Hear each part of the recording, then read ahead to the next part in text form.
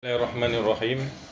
Alhamdulillah wassalatu wassalamu ala nabiyina Muhammadin sallallahu alaihi wasallam. Sekarang kita memasuki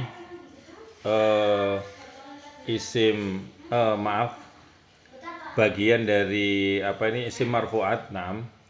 Kata benda yang marfu atau dhamma gampangnya ya. Walaupun nanti masih ada cabangnya daripada dhamma dari marfu ini, tapi alamat dasarnya adalah dhamma. Fa'il ini termasuk kata benda, dia artinya pelaku dalam bahasa Arab atau subjek dalam sebuah kalimat yang melakukan sesuatu perbuatan atau pekerjaan.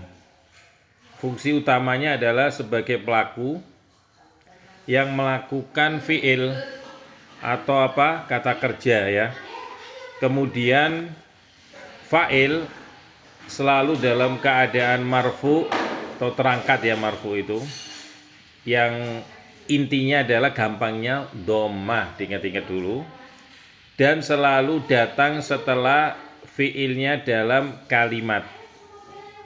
Fi'il itu kata kerja, gampangnya fa'il pelaku daripada kata kerja atau fi'il tersebut. Selanjutnya fungsi fa'il. Fungsi fa'il itu menunjukkan pelaku.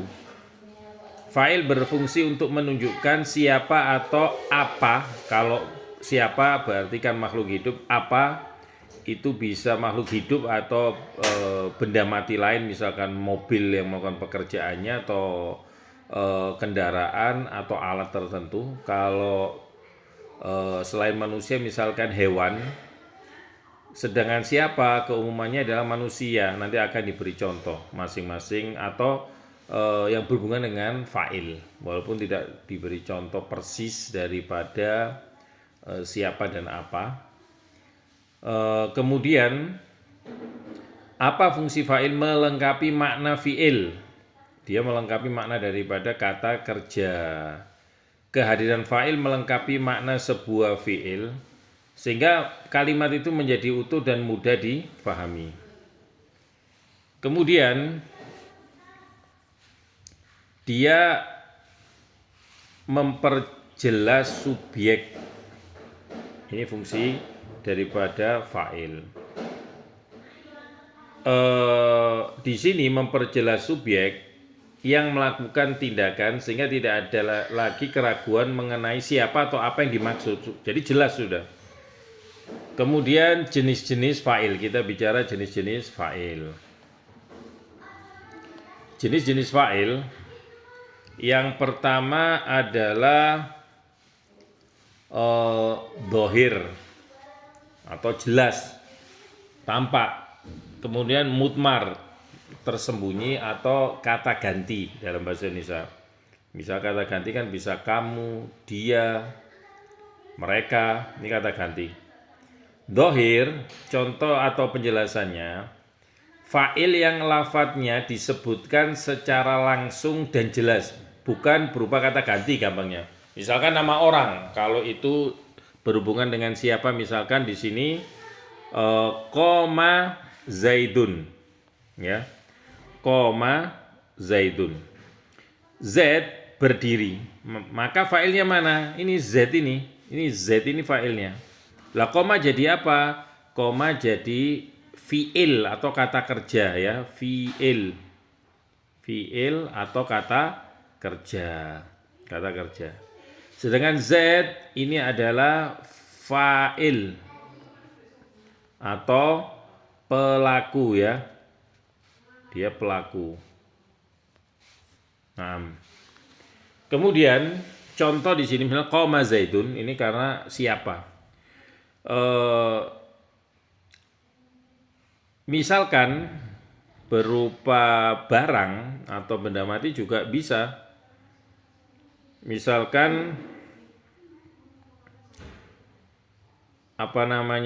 misalkan zalat atau sagot sayyaratu, misalkan mobil itu jatuh. Nah, mobil ini pelaku daripada fi'il sagot.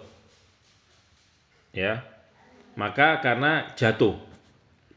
Yang jatuh siapa? Mobil. Lah mobil di dalam kalimat dikatakan pelakunya walaupun itu barang.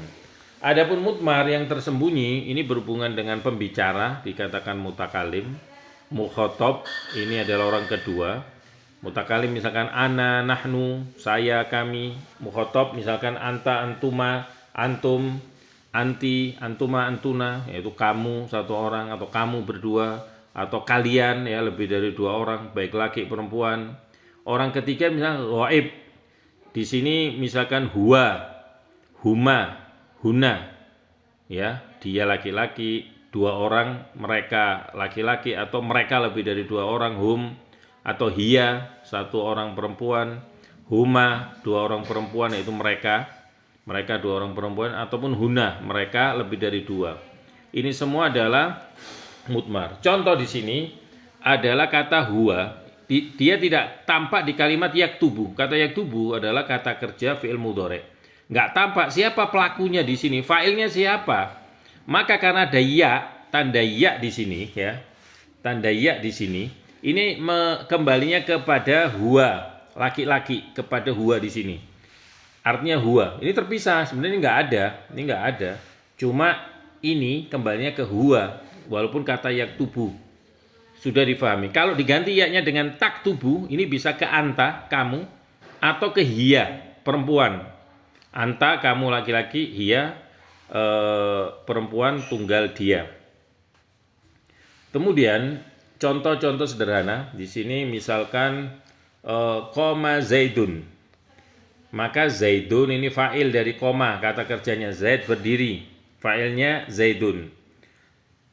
Dahaba Muhammadun, Muhammad pergi, maka fa'ilnya Muhammadun, tandanya dengan domaten ini atau marfu di sini.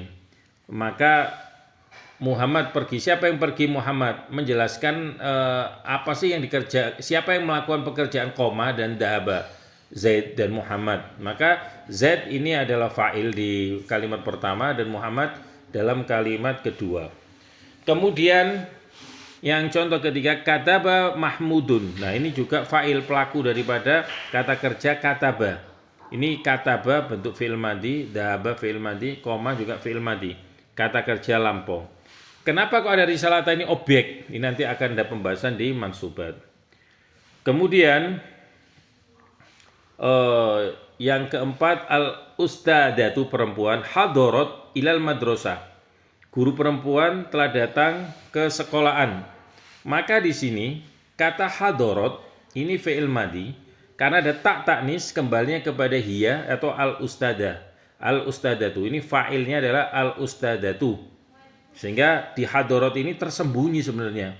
Ada hiya. Maka kembalinya ke sini. Kemudian tadhabu, ya. Misalkan ke orang anta, kamu laki-laki, maka di tadhabu ini ada anta, ada anta di sini kembali ke kamu laki-laki, dan bisa pula kembali ke hiya perempuan.